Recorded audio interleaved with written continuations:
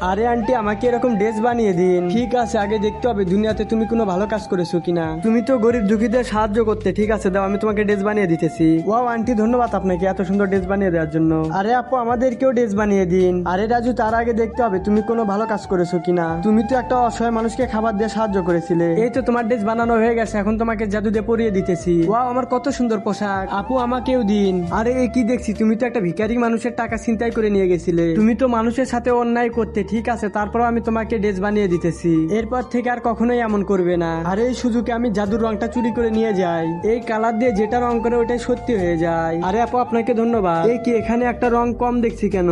আমি জাদু করে সাধু বাবাকে ডাকি। এই তো বাবা চলে এসেছে। গুরুজি, আমার একটা রং খুঁজে পাইতেছি না, আমাকে সাহায্য করুন। আরে এই তো, এই জাদু রং দিয়ে আমি যেটা আঁকাবো ওটাই সত্যি হয়ে যাবে। আজকে দেখবো শয়তানকে হারিয়ে কে কে আল্লাহকে ভালোবাসে। তোমরা যারা আল্লাহকে ভালোবাসো তারা ভিডিওতে একটি লাইক দিয়ে চ্যানেলটিকে সাবস্ক্রাইব করে দাও। আর যদি লাইক সাবস্ক্রাইব না করো তাহলে ভাববো শয়তানকে ভালোবাসো। আরে আমি তো গোল্ডেন নৌকা পেয়েছি। তুই তো লোভী মেয়ে, এখনই তোকে জাদু করে সোনা বানিয়ে দেবো।